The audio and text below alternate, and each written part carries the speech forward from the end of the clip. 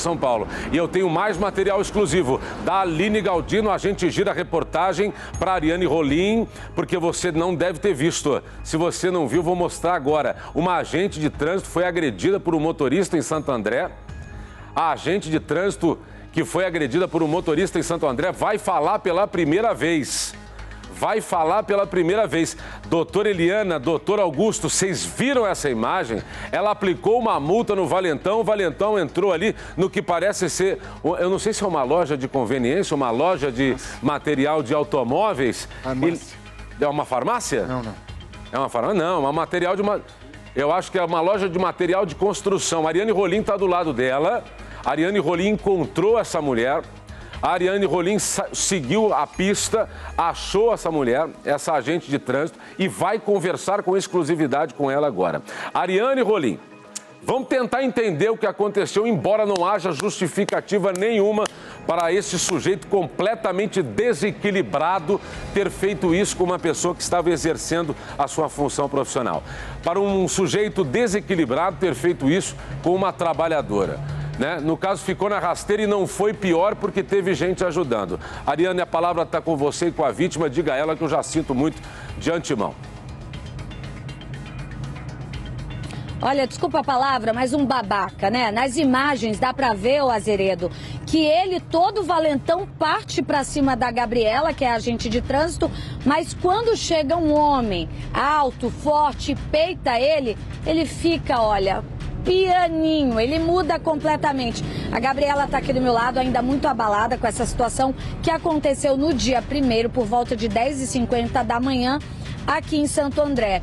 Explica pra gente, você disse, Gabi, que viu que ele estava mais de 10 minutos parado ali na região da Zona Azul.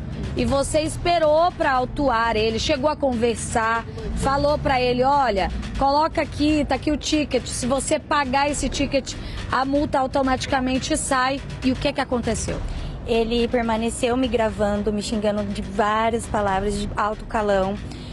E foi nisso que ele veio me gravando e eu peguei o meu celular para gravar ele também, porque ele me ameaçou falando que ia jogar o carro em cima de mim. E foi nisso que eu falei, então pode jogar, se você vai jogar, porque eu estava do lado do poste e do paquímetro.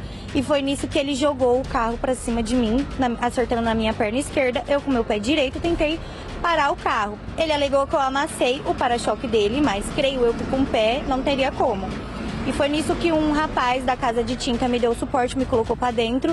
E ele saiu de dentro do carro, que ele foi fazer a agressão comigo dentro da loja. E nisso ele lesionou minhas duas costelas, do lado direito e do lado esquerdo, que foi na hora que ele me deu um arrastão.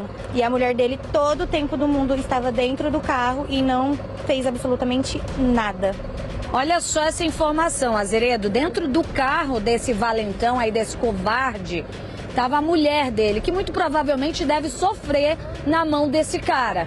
Então, por conta de uma advertência que a Gabriela deu e ela chegou a falar, olha, eu não tenho como voltar atrás da multa, mas se você fizer rapidamente o pagamento desse ticket, que custa quanto, Gabriela? O valor mínimo é R$1,70. Olha só.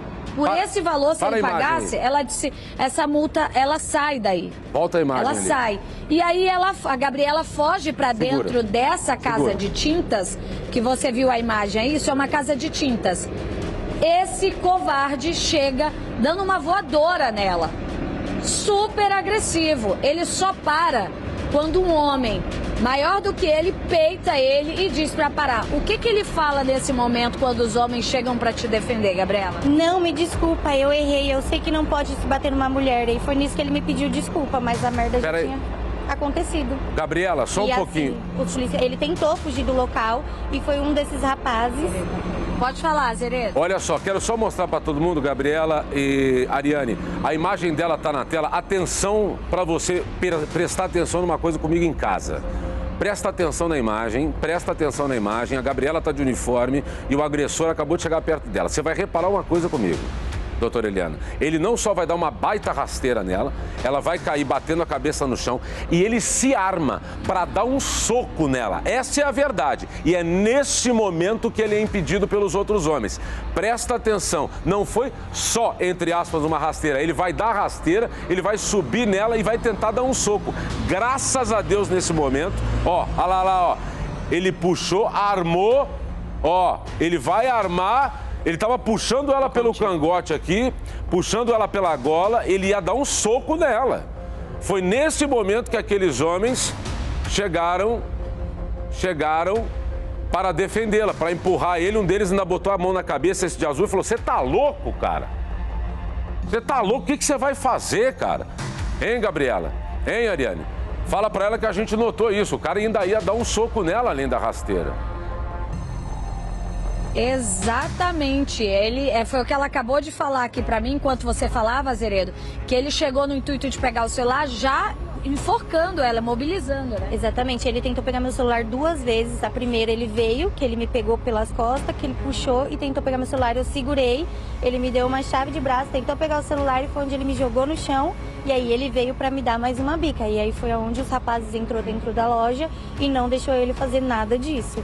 Se esses rapazes não tivessem chegado, você teria apanhado dele. Eu teria apanhado muito feio, igual a mulher que aconteceu dentro do elevador. Ali eu tinha visto toda a minha imagem apanhando, porque se não fossem esses rapazes, eu tenho certeza que ali ele tinha acabado comigo. Acabado comigo de todas as formas. Até porque ele já fez isso, me prejudicando, porque foi 2 costelas que ele fraturou minha. Assim, não chegou a quebrar nem nada, mas deu uma luxação do lado esquerdo e direito, aonde tá me impedindo de ir trabalhar. E psicologicamente também, porque eu não consigo nem sair na rua com medo desse rapaz, porque ele não tá nem preso. Se ela tá assustada ainda, né, André? Imagina, ela não consegue ir trabalhar, fica com medo de fazer o trabalho dela, que é justamente autuar quem está fazendo alguma coisa errada, que está estacionado no lugar errado. Aí chega um covarde desse e faz isso na frente da esposa, que eu tenho certeza que se a polícia for atrás, essa mulher deve sofrer na mão desse cara, porque ela diz que em todo momento a mulher fica coada, quieta e de cabeça baixa assistindo toda a cena. Você chegou a registrar boletim de ocorrência, Gabriela? Sim, registrei um boletim de ocorrência, fiz um corpo de delito, cheguei no hospital, abri um CAD, que a empresa também me pediu o CAD, lá no CAD mostra nitidamente, tem todos os raios-x também. E assim, a empresa está me fornecendo uma psicóloga uma vez na semana, mas assim, acho que não é o suficiente para a gente ainda poder sair para a rua e fazer o nosso serviço. E querendo ou não, eu preciso, eu tenho 2 filhos pequenos, eu sou mãe sozinha, então eu preciso trabalhar. E para mim, ficar dentro de casa, parada, só pensando nisso, com medo de ir para a rua, tá sendo bem difícil para mim. Você tem medo de encontrar ele de novo na rua? Tenho. Não só ele, como outras pessoas também. Quando a gente faz o nosso serviço na rua, tem muitas pessoas que chegam, xinga a gente vai com toda clareza, explica a situação, aí a pessoa se acalma, vai lá e coloca um ticket, ou até mesmo regulariza com a gente, porque a gente também faz a regularização desses R$22,70 e tá tudo ok. E então, assim, são situações que a gente passa no dia a dia que a gente consegue relevar. Agora, quando chega colocar a mão na gente, a gente já não tem mais o que fazer. Caso lamentável, né, André? Justamente num dia como hoje que você falou, 7 de agosto. Ariane, pode falar. Só para deixar claro, ela não estava nem indo multar, ela estava indo orientá-lo a colocar crédito para botar o carro na Zona Azul, é isso? Isso, ela não chegou a multar, ela disse, olha, faz, por favor, ela estava fazendo, advertindo ele, né? Isso, é uma notificação quando não colocam um ticket na Zona Azul. Porém, se a gente já está fazendo a atuação, não tem como a gente cancelar, somente a central, que tem uma senha no nosso aparelho, e essa senha a gente não sabe. Então, automaticamente, quando a gente dá essa notificação, dentro de 10 a 15 minutos, se eles colocam um ticket, essa notificação ela é totalmente cancelada. Vai ficar aquele R$1,70 que você cancelou durante 30 minutos. Então, ou seja, ele não vai pagar os R$22,70. Então, eu acho que ele fez isso por raiva mesmo. Porque, assim, eu dei todo o suporte para ele, de como eu recebo da minha empresa também todo o suporte do mundo, a gente passa para os clientes na rua justamente para não acontecer nenhum tipo de briga. Mas foi o que aconteceu. Detalhe, viu, Azeredo? Ela ainda deu os 10 minutos de tolerância. Porque ela disse, Ariane, quando uma pessoa para ali na Zona Azul, ela pode não ter visto, pode, enfim. Então tem um período de tolerância de 10 minutos, que ela ficou olhando e deu essa tolerância. Passou os 10 minutos e ela foi conversar com ele.